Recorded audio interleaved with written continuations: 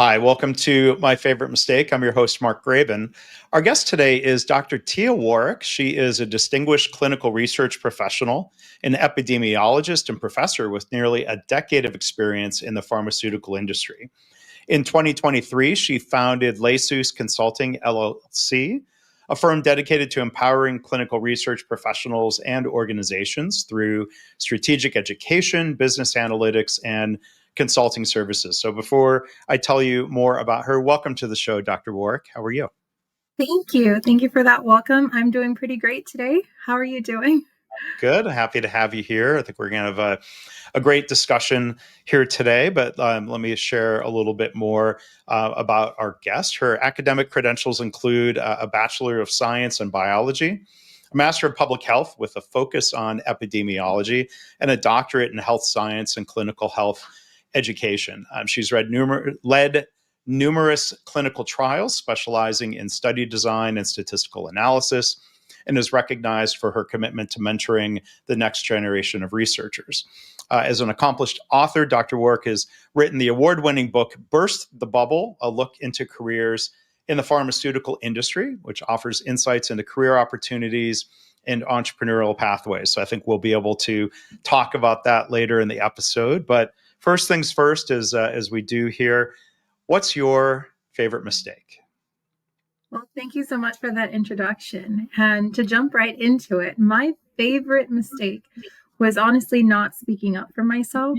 And a little bit about that, I always, waited for opportunities to arise and then I would speak up for myself. But I never actually took that on accountability and create those opportunities for myself. And a great story is when I first started in clinical research. I started in a very entry level position as a coordinator. And I, worked really hard and I kept my head down, which you should do in any job that you do. But what I didn't do and what I failed to do was to actually speak up for myself when it came time to seeking further opportunities or promotion. And because of that, a lot of time had passed and those opportunities also passed me by as well. And it became harder and harder to just really think about how I can make that next step.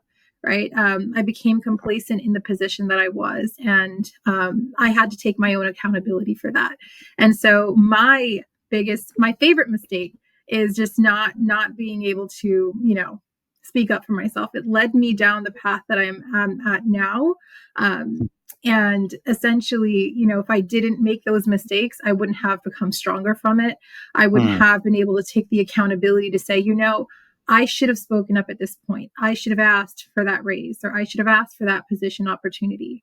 And so I took those as lessons learned, and it made me stronger and led me down the path that I am now. Yeah.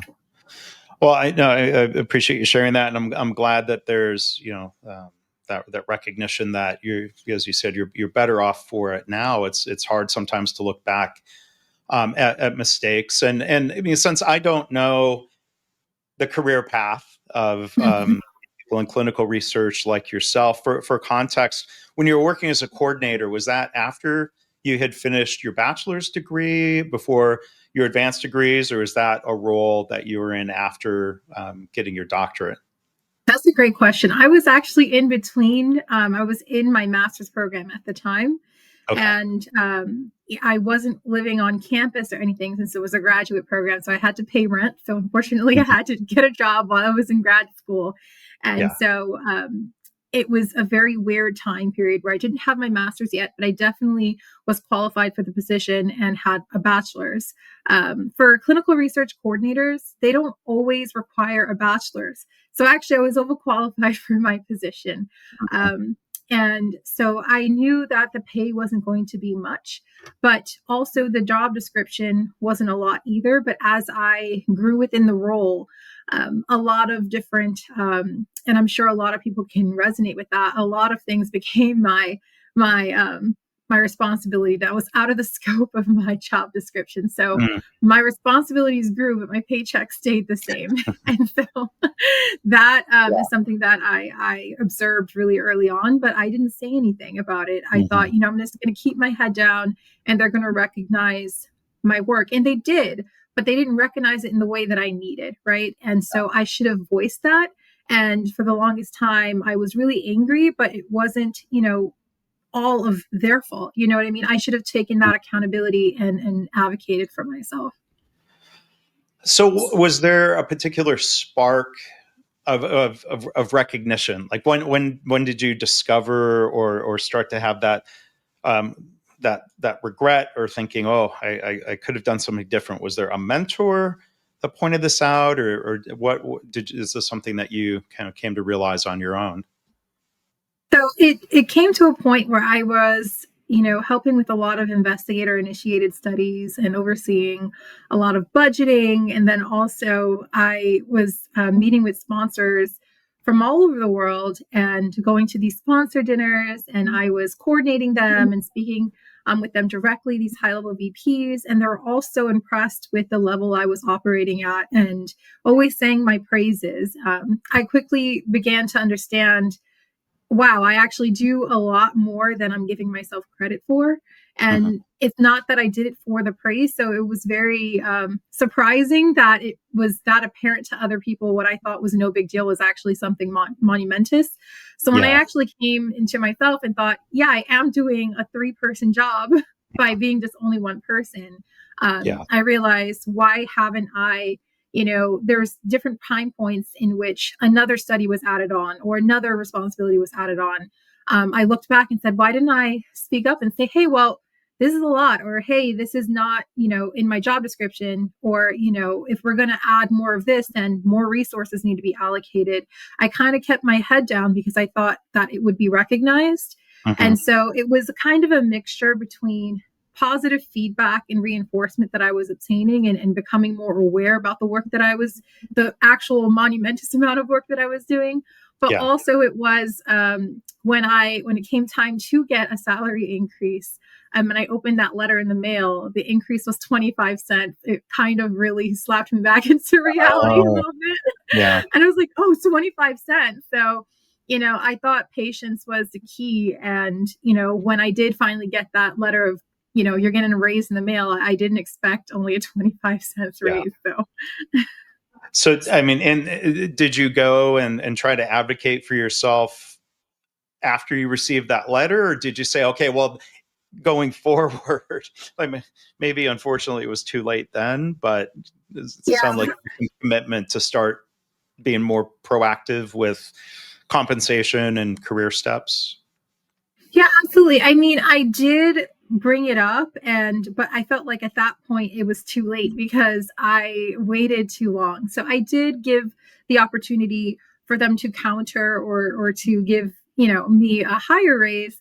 However, it all just boiled down to, we can't right now.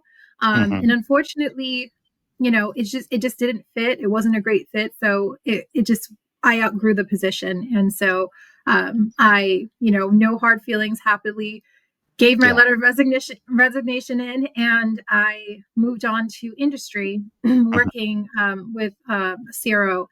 And a CRO is a contract research organization, and they are usually contracted by pharmaceutical and biotechnology companies to carry out different aspects of a clinical trial for them, whether that be working with different doctors at different hospitals, doing their data analysis, overseeing any of their safety information for patients who are taking their drug or device. So I went to go work with a third party organization, which are called CROs, and I never looked back. And it was exhilarating. It was terrifying, but Hmm. if I haven't made that mistake, I wouldn't have been pushed to kind of make that big leap into industry. So. Mm. Okay. And then, nowadays or more recent years, is you're committed to coaching and mentoring others. Is this a point that you bring up proactively to younger professionals, those who are just starting their careers, to say, hey, learn from my mistake? Absolutely. I always tell, and many people struggle with this, advocating for themselves. Those budget negotiation stages, when you get to the point to that final round of interview and they give you an offer, you made it that far. I think there's a lot of anxiety around, I just need a job. and I Mm-hmm. don't want to, miss out on this opportunity. So I don't want to, push back too hard. But there's definitely an art to negotiating for your salaries and negotiating for yourself. If you made it that far, they see you as an asset. They want you to be a part of their team. They put as much effort as you did into Mm-hmm. finding you as a candidate to review your credentials. They were in those meetings with you. They want you to be a part of their team, and they put as much effort in it as you did. So they don't want to just give up on you that easy. And so people are not as easily replaceable as the stigma of job replacements seem. And so just keep that in mind and have that kind of confidence to at least do a counter, right? The worst that they can say is we can't counter it, and maybe you accept the salary, or maybe you counter back with something a little bit higher and they're able to meet you somewhere in the middle. Yeah. But the worst thing that you can do is accept the salary at face value. Yeah. Yeah. And it seems like early in your career, lost opportunities for higher compensation, or when it comes to a promotion, maybe sooner than later, that has a compounding effect through the rest of your career, 40 years or however long that might be. So, I mean, it seems like it's even more important to speak up early on. And gosh, that's when people might not have the same level of confidence that they're going to have later on. So it seems like that's a trap to help people avoid for. Absolutely, because once you're in it, it becomes much harder to really advocate for yourself because you've already accepted what they gave you, right? You accepted the value at where you started. And so it's much harder to convince that you deserve more, right?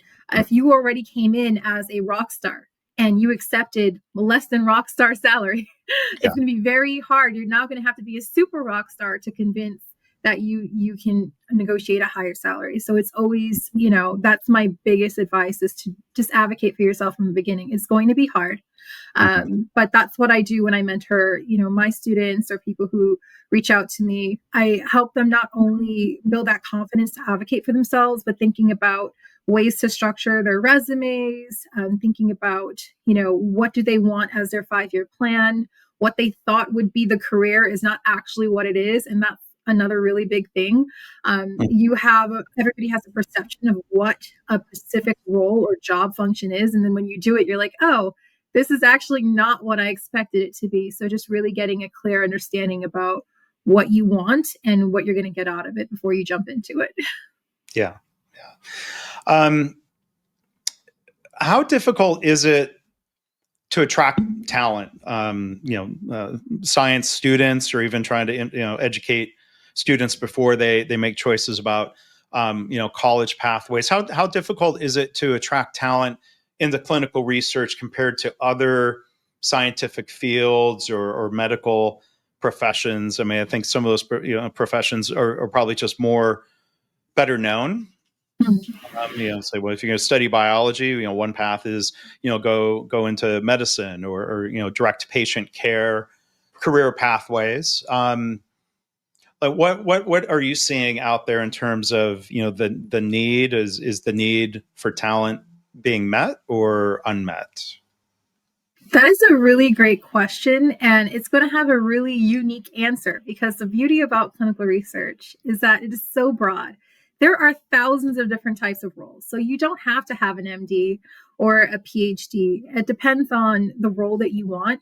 There's business development where you just need a bachelor's in business. You can work as a clinical research associate with just a bachelor's. You don't need a master's. You don't need a PhD. So it depends on the role within clinical research. And it's just so broad to kind of help determine your educational pathway and how far you go. There is a space, I like to say, for everyone in clinical research if they want to go down that path. Mm-hmm. And so for me, what I like to tell my students is that figure out, do you have a passion for research? Do you have a passion for health? And you don't necessarily want to go to med school, or maybe you do want to go to med school, you want to do a little bit of both. Mm-hmm. Trying to figure out, first, it starts with that passion. Do you want to help people? And do you want to help people from a clinical perspective? If you want to do those two things, then you're halfway there. As far as finding the talent, it is really, really hard, actually, because not a lot of people truly grasp, the clinical research realm. A lot of students, when they come into college, they think nurse, doctor, lawyer. or any other allied health kind of profession, which is great. We need those roles to be filled. However, there are so many other roles that are happening in the background that could be better suited for them, for their talent and what they can contribute, but they don't know about it. So it's actually very difficult to find talent from a perspective of they are not aware. And then when they are aware, they're either too far down the path that they went down and they're not willing to turn back, or they don't even know where to start and they're not willing to, start over.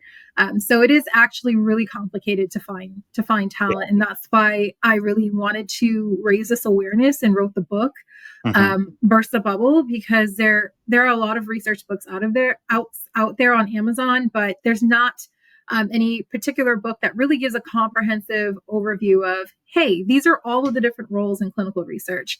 These are the different players and stakeholders in research, and this is where you may fit in, right? And so I'm just trying to raise that awareness, because as this population on Earth grows older, it is just inevitable that as you grow with age, the risk of disease also increases.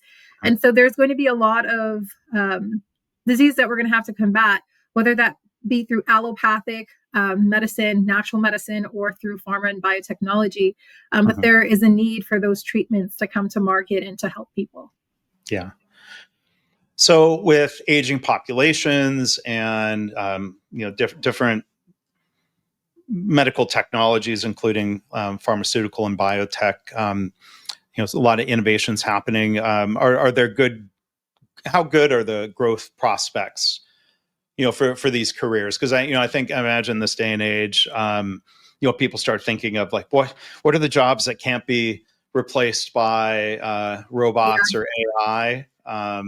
What's the and I want to come back and talk about some of your work in AI. But I mean, what's the outlook in terms of saying, that none of us have a crystal ball, and the world changes in increasingly rapid ways. But what's the outlook look like to you? I think the outlook looks great. The way that clinical research, at least the industry, is approaching AI is more as a support than a replacement. And so we will need people for a very long time. I mean, AI has come a long way, but we are not there yet. It is not as advanced as it is being propaganded.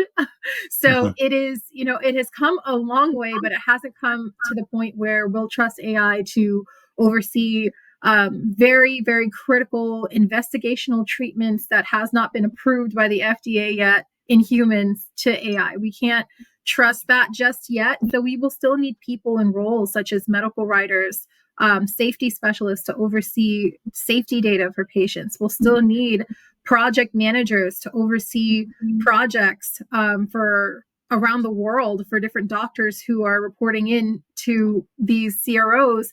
We'll need all of these different types of roles: data managers, CRAs to review data at the sites, clinical research coordinators to work with those patients, to collect those assessments, to collect the blood work and all the information needed to show this treatment is safe, this treatment is working.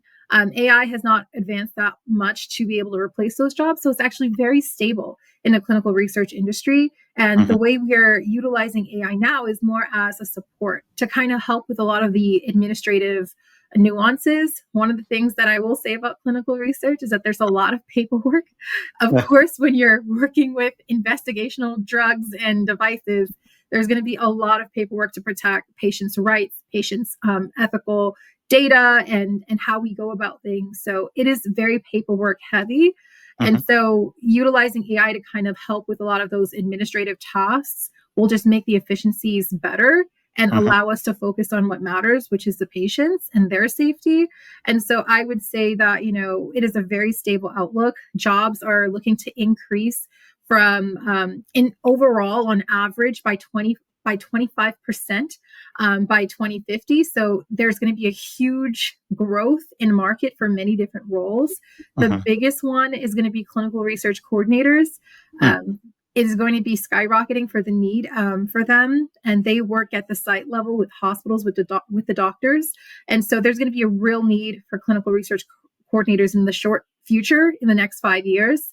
So there's a lot of great opportunities. And what we Mm, don't want to do is to be stagnant in science, right? We have innovation, we have ideas, we have funding and backing and data to kind of create these treatments every day. There's a new study coming out. What mm, we don't want to do is have all of that and just not have the people to carry it through. And mm, so I believe, and I've taken it upon myself to make it my role to ensure that I'm bringing in the next generation to kind of fulfill those roles. mhm. Yeah. I love asking entrepreneurs, on this podcast, about the story of, deciding to start your company, Lesous Consulting. It's just love to hear the origin story of how that came to be for you. For me, it was pretty funny. So, I was again working in the CRO world. I worked my way up really, really quickly. So I started at an entry level position, working for a CRO as a clinical research associate, which is very entry level. And what you usually do is you travel to different sites around the world, depending on the country or region you're assigned, and you go to different sites. Sites are hospitals or academic research institutions, and you review the data, right? You review information that they collected on the patient, their vitals, any assessments, just to make sure that the information that they're reporting to us is accurate. So we have to verify that at the site to ensure they're just not putting anything in the system, right? So we have to make sure that the data they're putting about this patient is true. And so I started doing that very, very early. Within about 6 months, I was promoted to a clinical trial leader, Mhm. which again, it just oversees all the CRAs that are traveling. And then within a month, I was promoted again to a project manager. And within another 2 months after that, I was promoted to a global senior project manager. So it Oh, was a very rapid growth. mhm. Um, in that position within the CRO world. Yeah. And I thought to myself, okay, I'm winning bid defenses. I am, really promoting, like, rising up the totem pole. I'm grasping all aspects of clinical research really well. And in part, it had to do because I started as a clinical research coordinator. I Mhm. understood the ins and outs of clinical research. I worked with the doctors directly. And so all of that kind of experience really allowed me to catapult in industry. And so I thought to myself, okay, here we are again in a Mhm. similar situation. I've advocated for myself. I'm proud of myself. I've proved to myself that I can, overcome my favorite mistake and and really prove Yeah. that I can actually really grow. And I proved that to myself. Mhm. And it just came to a space where there wasn't anything to grow from after that, right? So for me, my biggest goal was either to be a vice president, senior vice president, or a CEO. So the Mhm. next step for me was to do just that. And I felt like I had a really good grasp on the industry. I Mhm. had passion. I was able to see the gaps through working through all those different roles. I was able to see so many different perspectives and hear about all the different challenges people were working with. And I thought to myself, where can I make the biggest difference in the world? Something that I can wake up every day and feel like I can do this, that there's nothing, there's not another position to chase. This is what I want to do. And the only way I'm going to grow now is in depth. And so I was looking for a position where I don't need to just grow, vertically, but I wanted to grow in depth, not just in width of different positions. And so I decided to start my own company, and I wanted to grow with people that I met, and I wanted them to grow with information that I knew. And that's why I started Lesous Consulting. It was passion, the need to fill in gaps that was a lot of challenges that I faced and other people faced in the industry, and just a space where I can feel this is where I can set down my roots and grow in depth.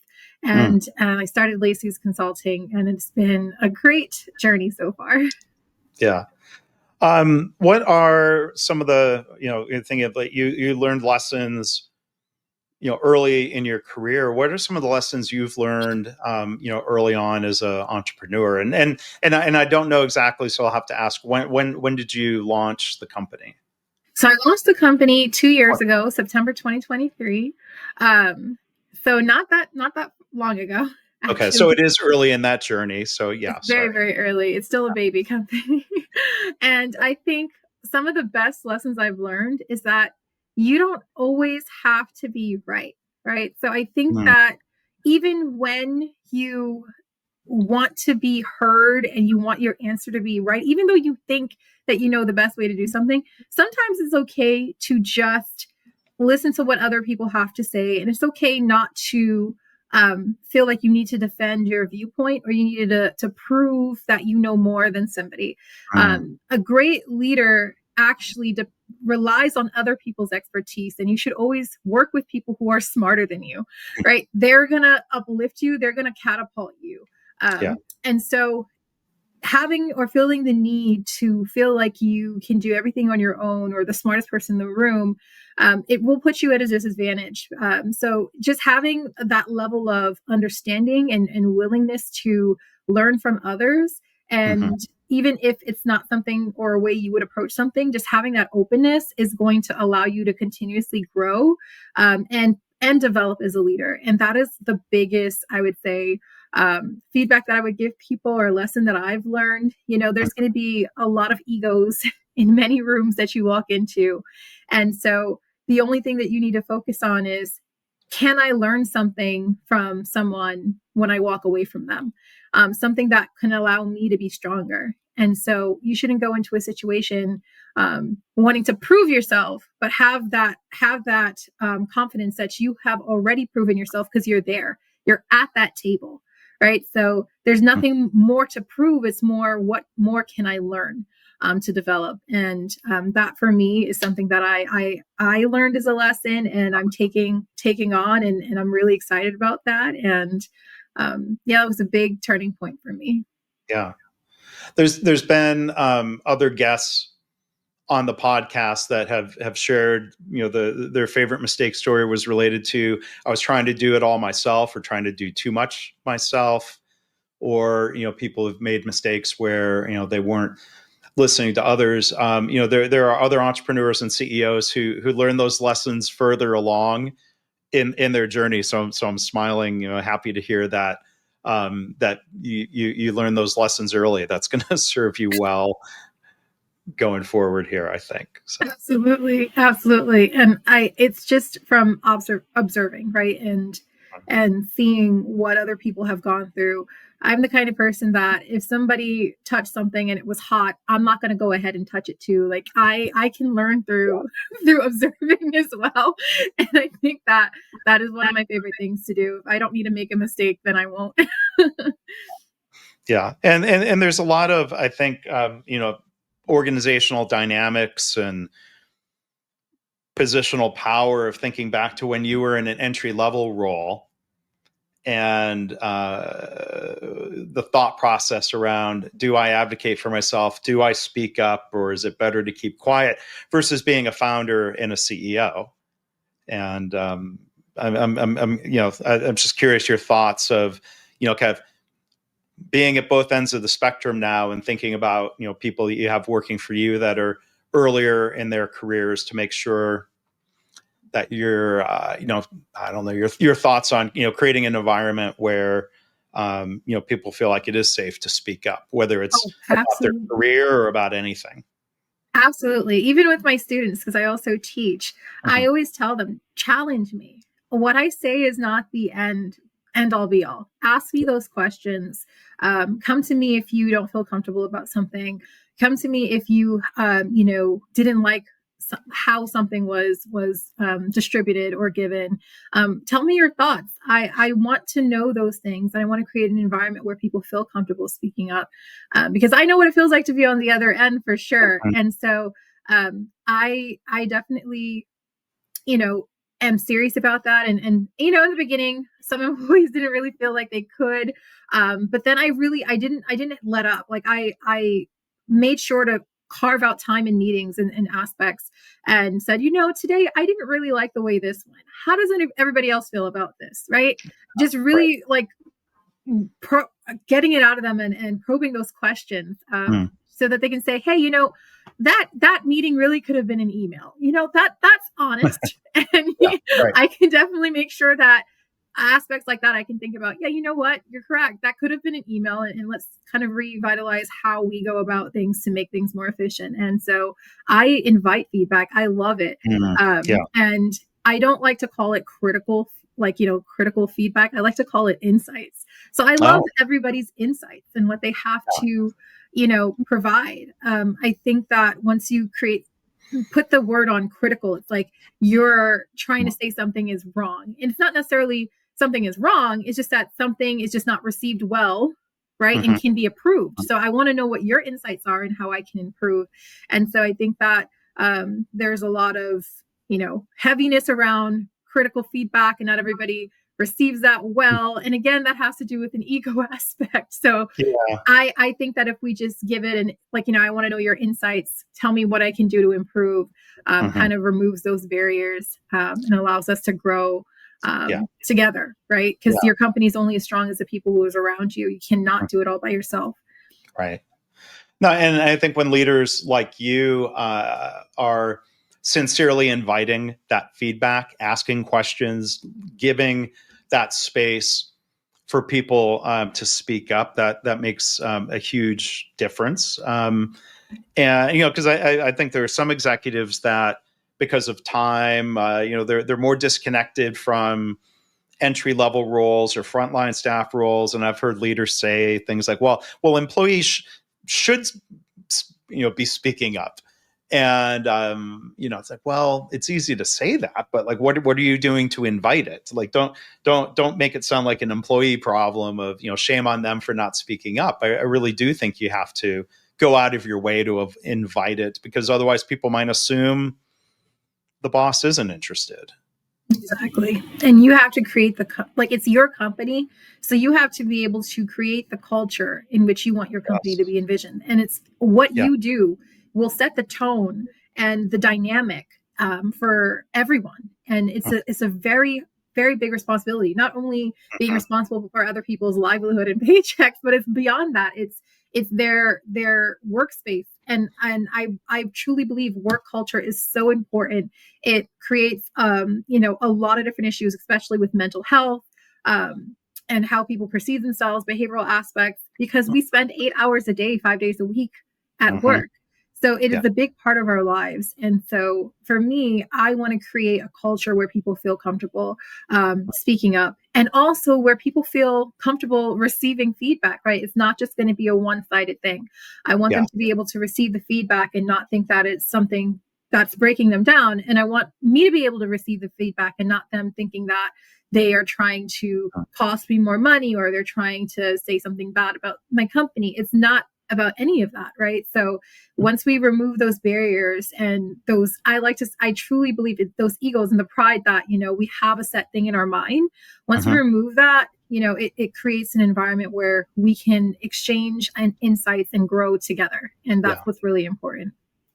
Yeah. And I love what you're saying about finding a different word, asking or looking for insights. I've heard others give the advice, because sometimes, yeah, people do get scared even when they're being asked for feedback. They're afraid to be critical, or they want to be polite or what have you. And one other thing I've heard is that it can be more effective to ask someone for advice. So instead of I love saying, that. Dr. Warrick, do you have feedback for me? You're like, I mean, we sometimes after we record, a guest will ask, "What do you have any feedback for me?" Or I might ask them, "Well, what do you have feedback for me as a host?" But I think it is a little bit more disarming to say, to ask, like, "Well, what advice would you have for me?" That's maybe Yeah, less threatening. I very. guess. It sounds more like a discussion. Sounds like, those barriers are down. It's more so, let's just talk and have a good dialogue. Mhm. Yeah. So one other thing I want to ask you, one of the things that you're doing at Lesous Consulting is developing an AI platform. I brought up AI earlier. Asus, am I saying that Yeah. correctly? Mhm. Looking at trying to help streamline the clinical trial processes. So, tell us about that platform and what that's accomplishing. Absolutely. So ASUS is essentially an AI that's supposed to support, not replace, empower physicians. In clinical research, it is very, very, very competitive in the sense that 80% of clinical trials fail. Mm. So before a clinical trial even goes to a hospital and a doctor tells a patient, hey, there's this clinical trial you can take a part of, there is almost a decade of work that happens before then, right? You have your computational biologists, you have your engineers, you have your medical doctors who are working to create that drug and treatment, doing research long before we even thought about introducing them into humans. And so a decade of work is done. They make it so far to get it into the hospitals, only for 80% of them to fail. Mm. And the reasons for 80% is many, honestly. It could be due to actual efficacy and safety of the drug itself. But there are also a huge chunk and percentage due to administrative bottlenecks, Mm-hmm. believe it or not. So paperwork, and I Yeah. say this daring line every time I get a chance, but literally people are dying because of paperwork, Mm. and those Wow. aspects is something to me that's really alarming. Yeah. If we can't complete particular paperwork properly or follow certain regulations, studies can stop. Particular timelines get pushed out. So if a timeline for when a sponsor which is a biopharmaceutical company or a biotech company, if their timelines get pushed out or delayed, they're saying we need to do this clinical trial in 5 years. If it gets delayed to 7, they may not have the money to supplement hundreds of people that are doing and carrying out their trial. They may not have the money to do that. So some trials just can't continue because they don't have any more funding. Yeah. Other trials can't continue because they just don't have patients, and it's just a really competitive market. And so there's a lot of reasons why clinical trials fail. And I want to be able to create a technological tool that can at least help with the paperwork, right? Yeah. If we can reduce 80% to 50%, and I can improve the failure rate by 30, that's monumentous, right? Mm. That is giving us a chance. And so ASUS is an AI tech that helps with that. One of the biggest things that it does is help build budgets. And at the site, it can take up to 3 to 4 months just to build a budget. Um, Wow. yes, so there's about it could be 80 different line items, different assessments, blood work. All of those things need to be paid for, right? If a patient needs to get blood done, imaging done, all those things, somebody needs to pay for it. Is it going to be Medicaid? Is it going to be the patient's insurance? Or is it going to be the sponsor? So they Mhm. have to create coverage analysis to determine those things. They have to look up medical codes. They have to look up pricing data. And they have to really build this very detailed budget, which can take a very long time. And Mhm. then after they do that, they have to then negotiate those prices with the sponsor. Um, and so this negotiation process can also take several months. Mhm. And before you know it, that is taking a really long time. And now we're pushing out those timelines, right?